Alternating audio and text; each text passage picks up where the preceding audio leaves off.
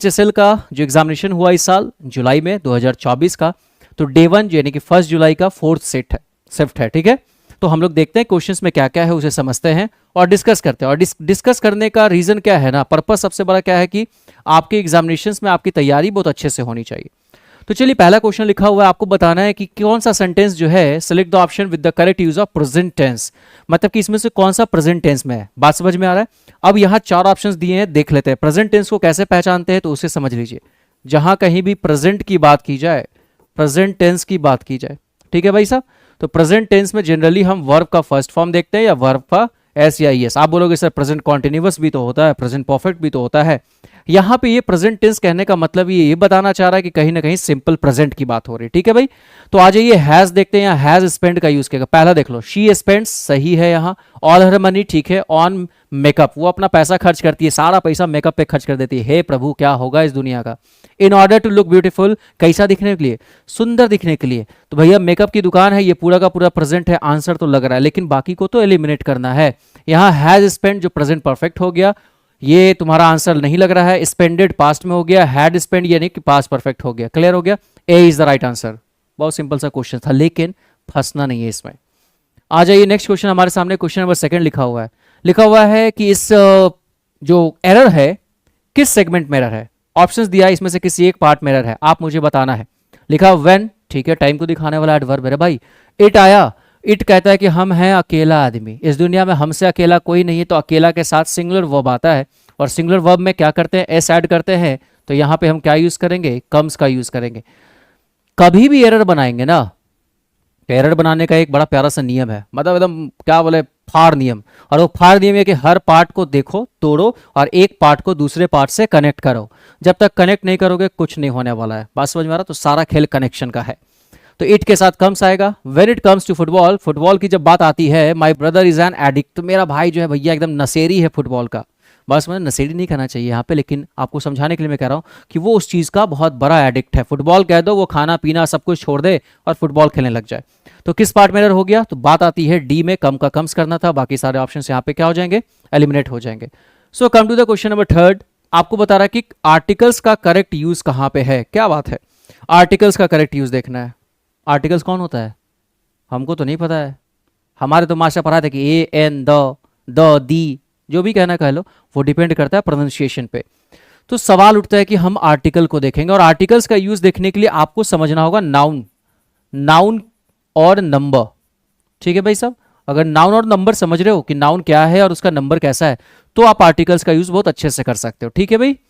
तो आ जाते देखते, आई वॉज रूड, यहाँ तो ठीक है, I was rude, I was rude, I was rude सब में कि भैया मैं क्या था, बहुत रूड था। अब इसको कुछ लोग बोलते हैं रियूड, रियूड यूड नहीं होता है, रूड होता है। क्या होता है, हाँ रूड होता है, मतलब कि मैं खड़ूस था या गुस्सा था, जो भी था, मैं उससे रूड था। To him, to him, to him, सही है। When when when when, I was in in in, यहां तक तो कोनो दिक्कत नहीं है। सवाल आता है आगे, आगे जब सवाल आता है तो भैया याद रखिएगा कि रेज का मतलब क्या होता है। सवाल यही आता है, मैंने कहा यही तो है। ये भाई साहब जो रेज हैं, ये क्या होते हैं, क्या है भाई साहब, नाउन की तरह काम हो रहा है। मतलब कि अचानक बहुत, मतलब एक्सेसिव एंगर, एक्सेसिव एंगर की बात करते हैं, बहुत तेज गुस्सा वाली बात है कि मैं उससे क्या था, बहुत ज्यादा रूड था, क्योंकि मैं उससे क्या था, व्हेन आई वाज। अब सवाल उठता है कि क्या करें। तो यहाँ रेज जो है सिंगुलर की तरह हुआ है, तो सिंगुलर के लिए क्या आना चाहिए, यहाँ पे फिट है, तो फिट के साथ फिट, फिट तो यहाँ कॉन्सोनेंट साउंड दे रहा है, एन का यूज नहीं होगा।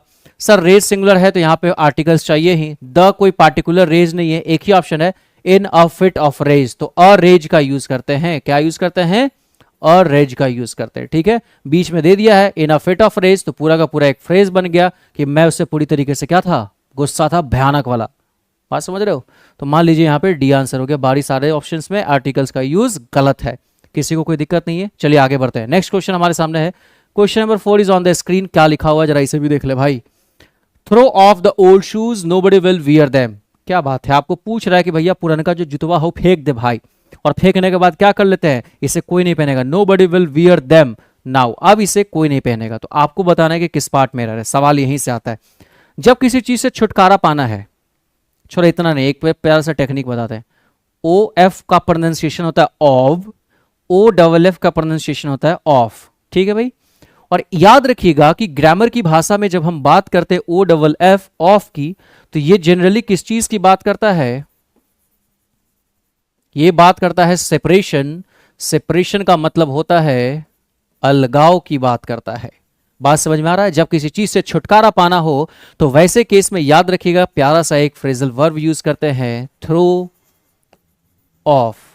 ठीक है, मतलब इसका क्या होता है? Get rid of.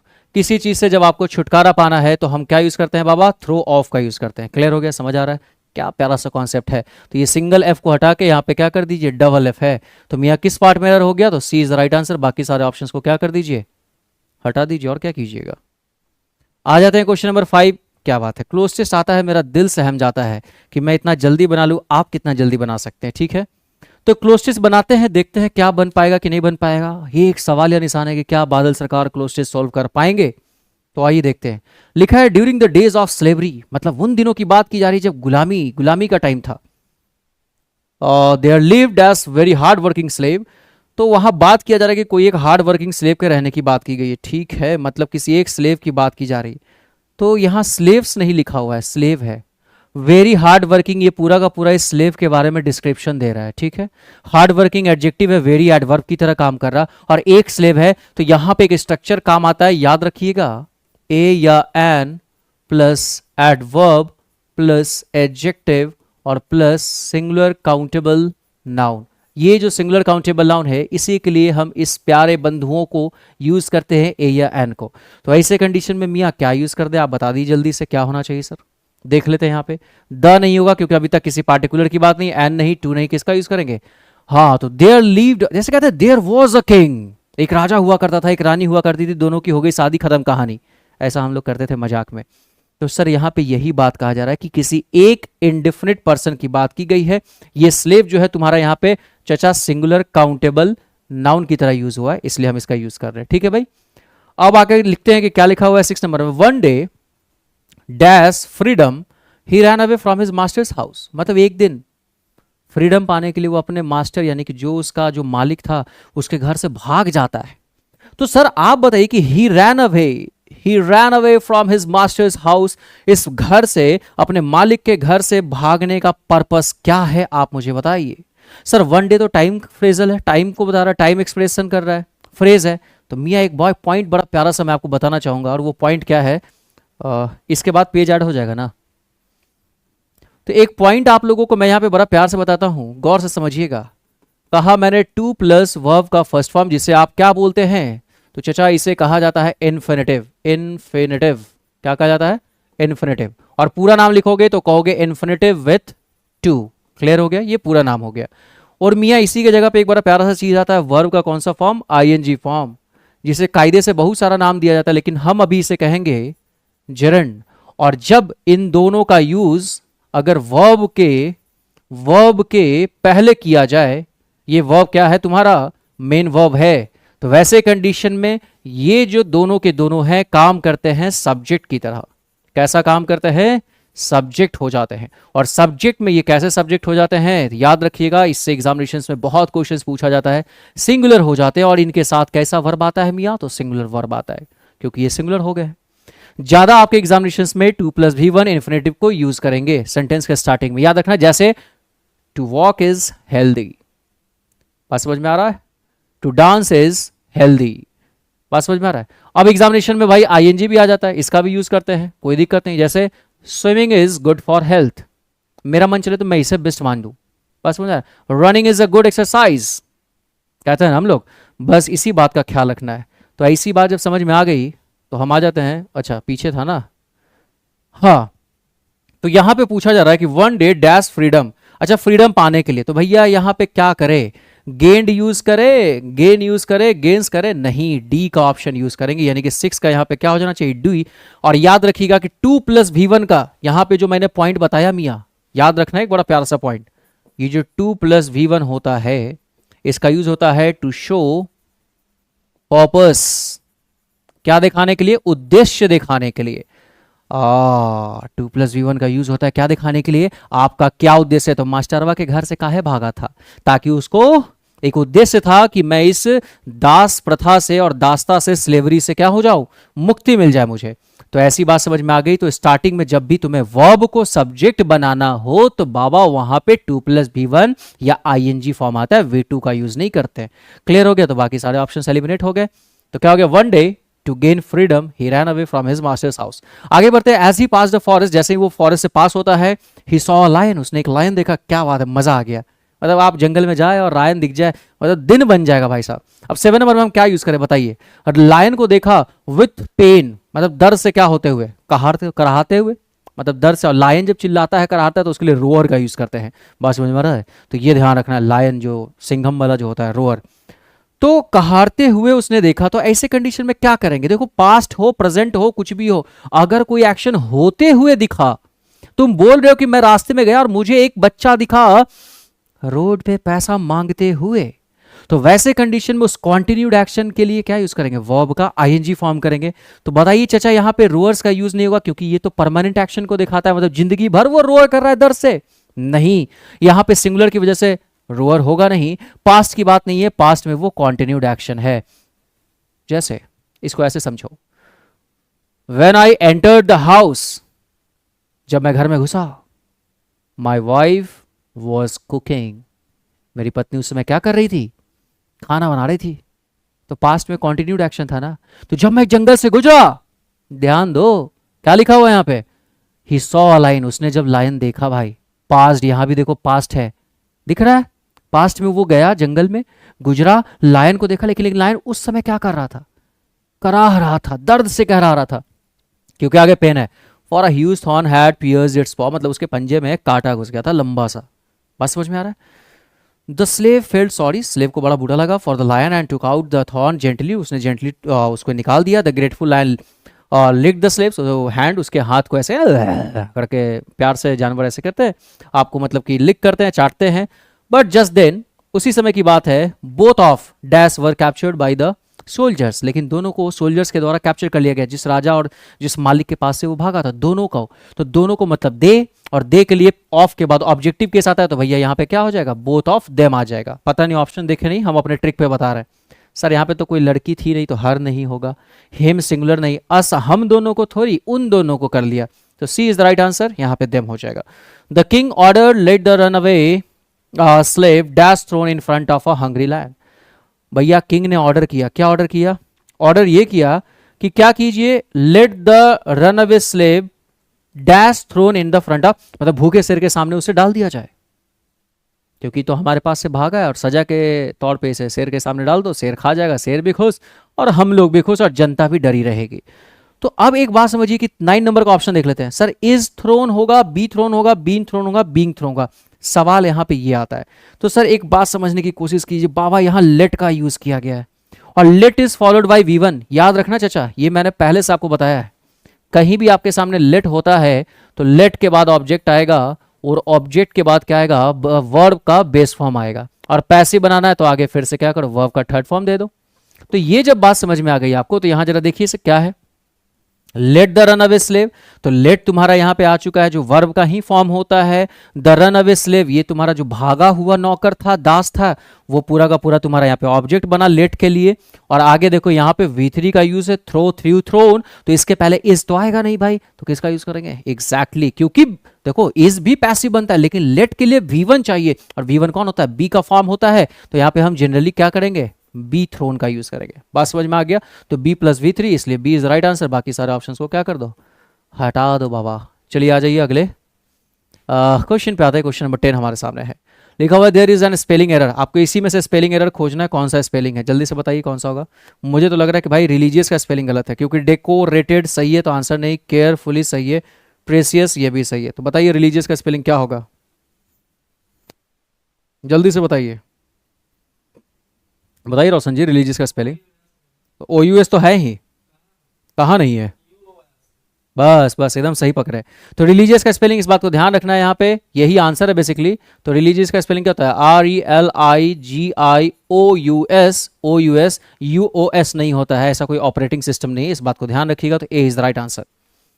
चलिए यानी आपका स्पेलिंग टेस्ट सही हो रहा है, आपका एग्जाम अच्छा जाने वाला है। तो आपको देखो भाई क्या लिखा हुआ है कि select the option that will improve the underline part of the given sentence.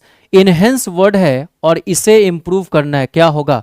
This win could enhance to be a historic turning point in the fortunes of the team, मतलब टीम के लिए बहुत बढ़िया काम करने वाला क्या होना चाहिए बताइए तो आपके हिसाब से।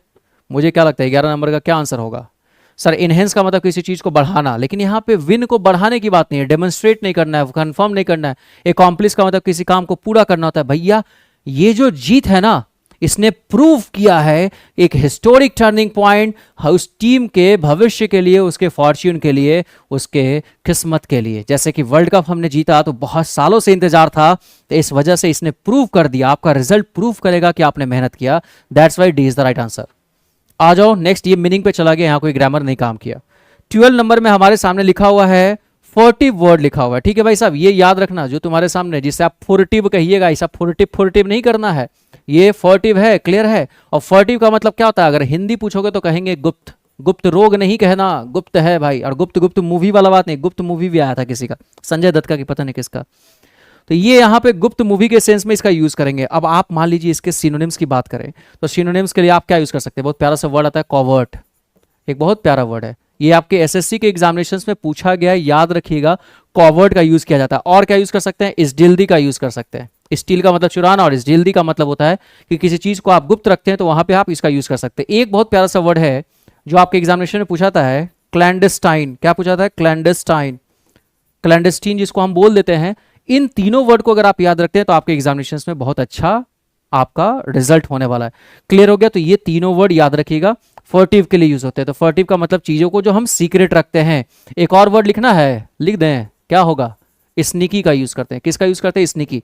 तो ये सारे के सारे वर्ड आपको याद रखना है कि कॉवर्ट है, स्टिल्दी है, स्नीकी है, क्लैंडस्टाइन है, ये सारे इसके क्या है? सिनोनिम्स है।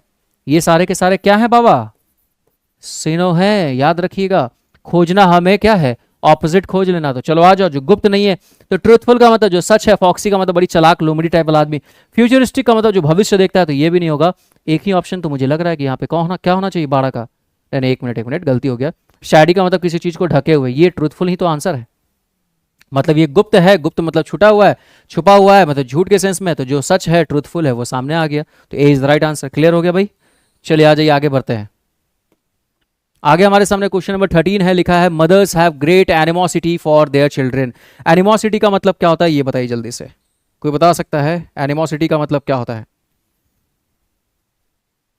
देखिए यहां पे पूछा जा रहा है कि आप इंप्रूव कीजिए, जो यहां पे लिखा गया अंडरलाइन पार्ट है उसमें क्या करना है कि इंप्रूव करना है।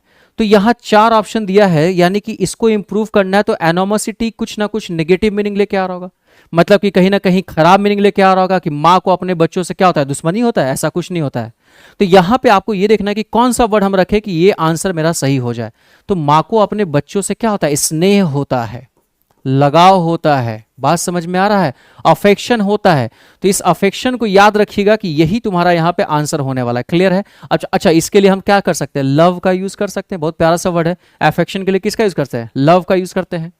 और एक वर्ड होता है एडोरेशन का यूज करते हैं, ये भी बात होता है, प्रेम संबंध को दिखाने के लिए हम इसका यूज करते हैं। आप यूज करते हैं, जील का यूज करते हैं। ये सारे वर्ड जो होते हैं अफेक्शन के लिए यूज किए जाते हैं, इस बात को याद रखिएगा। क्लियर हो गया?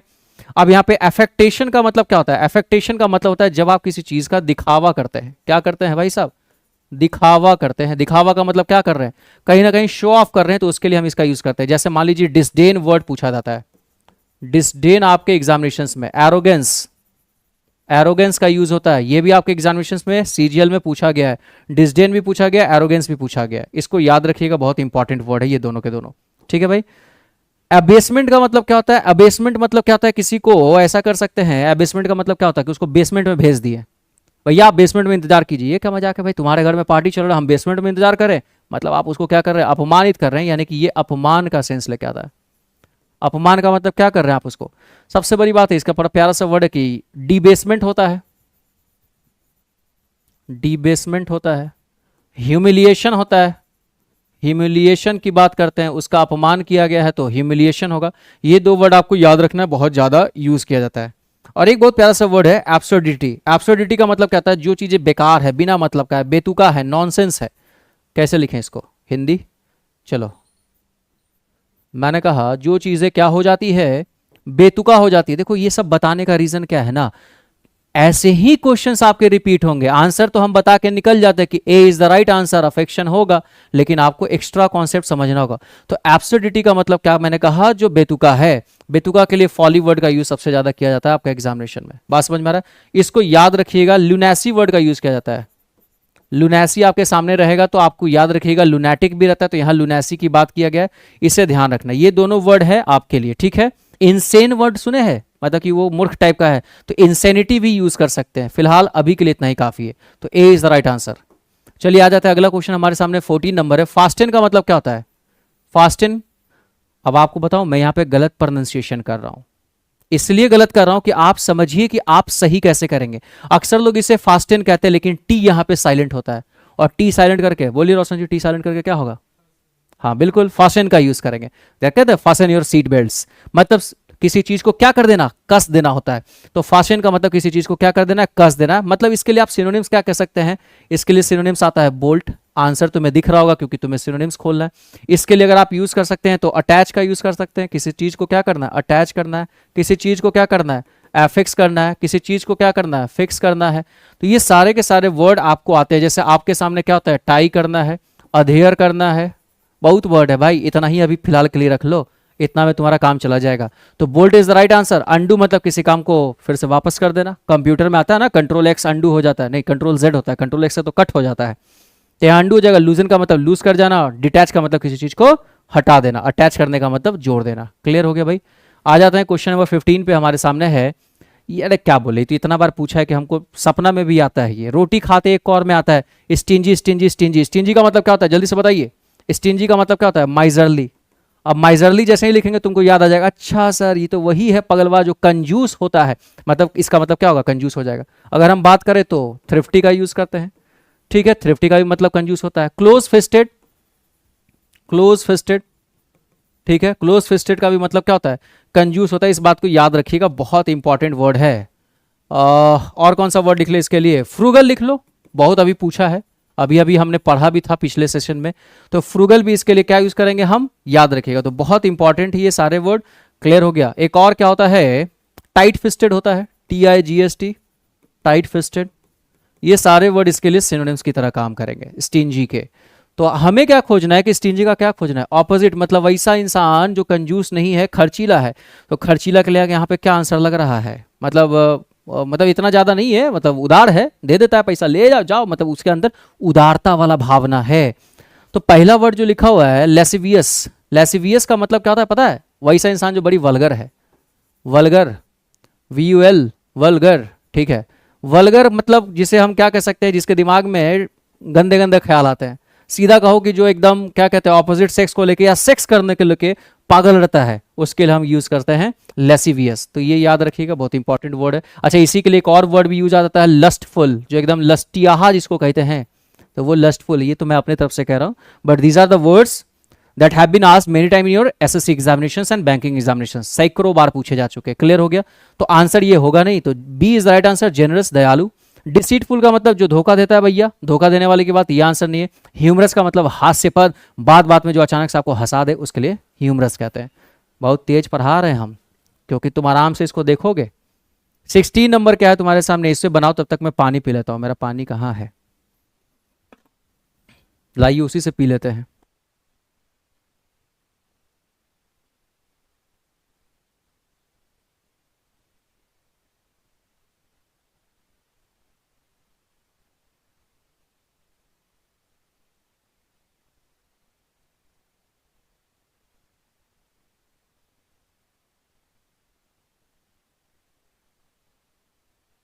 क्रिकेट खेलने में हमको सबसे अच्छा पसंद होता है विकेट कीपिंग करना, उसके अलावा हमको और कुछ अच्छा नहीं लगता है। बैटिंग, बॉलिंग, फील्डिंग, मतलब फील्डिंग ही है, लेकिन विकेट कीपिंग सबसे बेस्ट होता है। चलिए आ जाइए, तो अगला क्वेश्चन हमारे सामने है, 16 नंबर लिखा हुआ है, अंडरलाइन पार्ट, बॉइस्टरस। बहुत बार पूछा गया, बॉइस्टरस का मतलब क्या होता है, जो रफ होता है। बॉइस्टरस का मतलब याद रखना, जो चीजें रफ होती हैं, नॉइजी होती हैं, उसके लिए हम, और इसका ऑपोजिट खोजना है। ठीक है, तो boisterous horse must have a rough bridle. ठीक है भाई साहब, कोई दिक्कत नहीं है। इसके लिए और कौन सा वर्ड यूज कर सकते हो, वायलेंट का यूज कर सकते हो, वायलेंट का यूज कर सकते हो, बहुत इंपॉर्टेंट है। इसके लिए तुम यूज कर सकते हो जो बड़ी जंगली टाइप का है तो आप कह सकते हो इसको वाइल्ड कह सकते हो। और क्या कह सकते हो भाई, राउडी। राउडी राठौर का नाम सुना होगा, तो वो राउडी है, मूवीज में आता है। एक और वर्ड है इसके लिए, रॉकस। ये बहुत पूछा जाता है, ये रॉकस बहुत इंपॉर्टेंट है, याद रखना। तो ये सारे के सारे इसके सिनोनिम्स होते हैं। तो ऑपोजिट खोजना है तो राउडी होगा नहीं, तो आंसर क्या होना चाहिए मेरे हिसाब से, जो बहुत ज्यादा रफ है, नॉइजी है, हल्ला हुल्ला है, तो शांत वाला। बाउंसी का मतलब उछल कूद करना, तो ये तो होगा नहीं। बाउंसी का मतलब बहुत, देखो बाउंसी के लिए हम क्या यूज कर सकते हैं, जो चीजें बहुत क्या है, फ्लेक्सिबल है या फिर क्या है, स्ट्रेच है, ठीक है। तो जो बहुत ज्यादा फ्लेक्सिबल है, बहुत ज्यादा स्ट्रेच है, उसके लिए हम क्या यूज करते हैं, बाउंसी का। या फिर एक और वर्ड आपके एग्जामिनेशन में होता है, डक्टेल, ठीक है। ये मैथ्स में भी बहुत आता है, जब इंग्लिश का तुम मैथ्स वाला सॉल्व करोगे तो उसमें कहेगा कि एक तार को लमड़ा के इतना लंबा कर दिया गया, वो डक्टेल वायर होता है, ऐसा रहता है। तो वहाँ पे ये वर्ड, हाँ, तन्यता जो यूज होता है, बिल्कुल। तो ये है, तो आंसर तो तुम्हारा क्या हो गया, काम हो गया। लाउड का मतलब बहुत तेज होता है। तो चलिए 16 नंबर खत्म हो जाता है, आगे बढ़ते हैं 17 नंबर क्वेश्चन पे। लिखा हुआ है भाई, select the most appropriate options that can substitute the underline segment. अच्छा, अंडरलाइन सेगमेंट को सब्स्टिट्यूट करने की बात हो रही है, बहुत बढ़िया, मतलब कौनो ना कौनो गलती है इसमें। सर कह रहा है कि सोनम की जो कैट है use to chase the mouse, वो हमेशा मतलब चूहे के पीछे पड़ी रहती है, टॉम एंड जेरी की तरह। इनटू द किचन एंड, मतलब वो किचन के अंदर। Knock through a tower of pots and pans, मतलब वो एक बहुत सारा पॉट रखा हुआ था और उसमें जाके टकराई या टकरा के गिर गई। तो टकरा के गिरने के लिए भैया फ्रेजल वर्ब किसका यूज करते हैं, तो याद रखिएगा दो फ्रेजल वर्ब आपके सामने आएगा, हालांकि ये एक ही है।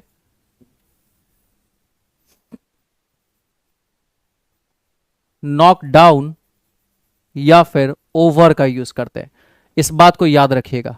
ये दोनों का दोनों फ्रेजल वर्ब एक साथ यूज होता है, जो मैंने कहा नॉक डाउन या फिर नॉक ओवर। मतलब क्या होता है, इसका मतलब होता है टू हिट समबडी और something, to hit somebody.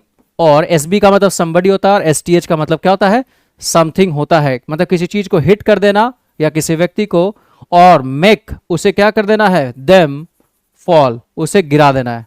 Make them fall on the ground, मतलब जमीन पे कोई चीज टकरा के गिर गया, तो उसके लिए हम क्या यूज करते हैं, नॉक डाउन का यूज करते हैं, याद रखिएगा इस बात को। तो यहाँ पे नॉक थ्रू का यूज नहीं करेंगे, तो डाउन या ओवर तो आउट नहीं होगा, इनसाइड तो कुछ होता ही नहीं, अवे होता ही नहीं है, knock over is the right answer. अच्छा, नॉकआउट सुने हैं, नॉकआउट एक मूवी भी आई थी, मुझे बहुत अच्छा लगा, इसमें संजय दत्त और इरफान खान रहते हैं, एक टेलीफोन बूथ में पूरी मूवी खत्म हो जाती है, मतलब कमाल का मूवी है, देखिएगा कभी टाइम मिलेगा, मजा आ जाएगा। और इरफान खान तो कमाल के एक्टर थे ही, अब नहीं है इस दुनिया में।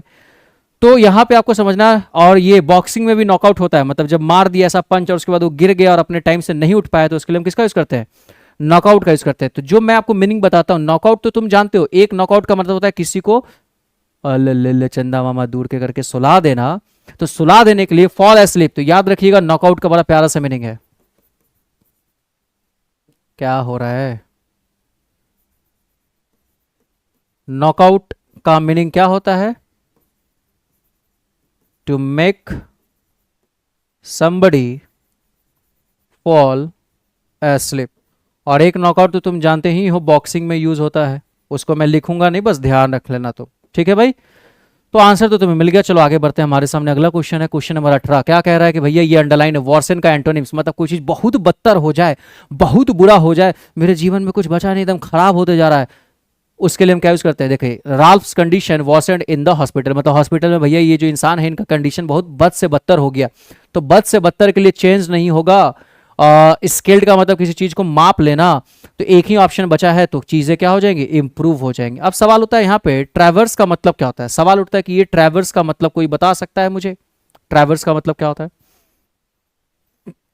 ये तीन वर्ड को आपको ध्यान में रखना है, जो भी मैंने बताया आपको, ये बहुत इंपॉर्टेंट है। ट्रैवर्स का मतलब होता है जब किसी चीज को आप क्रॉस करते हैं, क्या करते हैं, क्रॉस करते हैं, मतलब पार करते हैं, या फिर क्या करते हैं, नेविगेट करते हैं। किसी चीज को क्या करते हैं, नेविगेशन जो दिखाता है, तो किसी चीज को इस पार से उस पार करने के लिए, या फिर बहुत बार इसके लिए यूज होता है ट्रैवल वर्ड के लिए, कि आप कहीं ट्रैवल कर रहे हैं, तो यहां पे यूज किया जाता है ट्रैवर्स का। ईडी को हटा दीजिए तो ट्रैवर्स का मीनिंग है ये, तो इसका पास्ट फॉर्म हो गया। क्लियर हो गया, दिमाग में बैठाते जाना है, जो पढ़ रहे हैं उसे सेट करते जाओ, नोट्स बनाते जाओ, माइंड में सेट करो, सबसे बड़ी बात है। क्लियर हो गया, चलिए आ जाते हैं अगले क्वेश्चन पे। हमारे सामने क्वेश्चन नंबर 19 है, cost N arm and a leg. बहुत बढ़िया है। 19 नंबर का आंसर क्या होगा भैया? जो चीजें बहुत एक्सपेंसिव है, तो इनएक्सपेंसिव का मतलब कम खर्चीला, अफोर्डेबल का मतलब जिसको आप खरीद सकते हैं, यानी कि वो भी बहुत महंगा नहीं है। C is the right answer, to be very expensive, बाकी मॉडरेट प्राइस नहीं होगा इसका। 20 नंबर में लिखा हुआ है Prajakta is a very vain girl. अच्छा, वेन की अगर हम बात करें तो बहुत प्यारा सा वर्ड है। वेन का मतलब क्या होता है? वेन का मतलब ही होता है जो भैया क्या है तुम्हारा, एरोगेंट है। याद रखिएगा, ये बहुत इंपॉर्टेंट है। अभी अभी हाल में मैंने इसे पढ़ा है कि वेन कहीं भी रहे तो इसका मतलब है एरोगेंट लिख सकते हो, तुम लिख सकते हो कि जो बहुत क्या है, शेल्फिश होता है, उसके लिए हम इस वर्ड का यूज कर सकते हैं। बात समझ में आ रहा है? इसके लिए फिर और क्या लिख सकते हैं आप? एक मैंने पढ़ाया था आपको, बोस्टफुल। ठीक है, बोस्टफुल का यूज कर सकते हैं, जो अपने बारे में बहुत ज्यादा बोलता है, इस बात को याद रखिएगा। और क्या लिख सकते हो? पॉम्पस का यूज कर सकते हो। किसका यूज कर सकते हो? पॉम्पस का यूज कर सकते हो। उसके बाद क्या यूज कर सकते हो? ईगोइस्टिक का यूज कर सकते हो। ये सारे वर्ड हैं, बहुत ज्यादा नहीं, लेकिन मैंने तो बता दिया इतना सारा वर्ड्स। तो आपको बताइए इससे इसका ऑपोजिट कौन होगा? तो वैसा ऑपोजिट बता दीजिए जिसका आंसर हो जाए। तो भैया मुझे तो लग रहा है ऑनरेबल का मतलब सम्मानीय, ऑनेस्ट का मतलब ईमानदार, होपफुल का मतलब जो चीजों को लेके आप क्या होते हैं, आशावादी होते हैं। तो ये सारे आंसर नहीं होंगे, एक ही होगा, हम्बल। मतलब एरोगेंट, घमंडी नहीं है, बड़ा विनम्र उसका नेचर है। ठीक है भाई, चलो आ जाते हैं, आगे बढ़ते हैं। हमारे सामने क्वेश्चन नंबर 21 है, सीईओ's डिसीजन टू कट बेनिफिट्स, मतलब बेनिफिट्स को कम करने की बात की गई है। वॉज अ डैश मूव, वो एक कैसा मतलब उनका मूव था, किस तरीके का मूव था? अच्छा मूव था या बुरा मूव था? तो लेबोरियस मूव तो होगा नहीं भाई साहब। ह्यूमरस मतलब हास्यपद मूव नहीं था। तो ये क्या कहते हैं कि भैया आपने बेनिफिट को कट कर दिया, ये हमारे लिए बुरा है। तो बुरा है मतलब वो चीजें क्या है, हार्श है, कठोर है। तो यहाँ पे हार्श का यूज करेंगे, किस सेंस में कि ये एक ऐसा मूव था जो कि क्या था भाई, कठोर था। इससे ध्यान रखिएगा। क्लियर हो गया? अब हार्श के साथ क्या क्या वर्ड आ सकता है ये समझो, बहुत इंपॉर्टेंट है। हार्श के साथ हम क्या यूज कर सकते हैं? वॉइस का यूज कर सकते हैं। जब किसी का आवाज बहुत कड़ा होता है तो वहां पे हम इसका यूज कर सकते हैं। ठीक है, हार्श के साथ हम क्या यूज कर सकते हैं? हार्श मूव का यूज कर सकते हैं। जो बहुत बड़ा कड़ा शब्द यूज करता है, हार्श वर्ड का यूज कर सकते हैं। ठीक है भाई, किसी ने हार्श वर्ड का यूज किया। क्लियर हो गया है?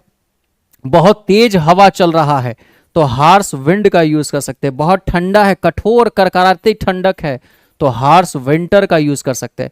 ये सारे वर्ड को आप यूज कर सकते हैं। जैसे क्लाइमेट होता है, बहुत हार्श क्लाइमेट है, तो आप कह सकते हैं हार्श क्लाइमेट का यूज कर सकते हैं।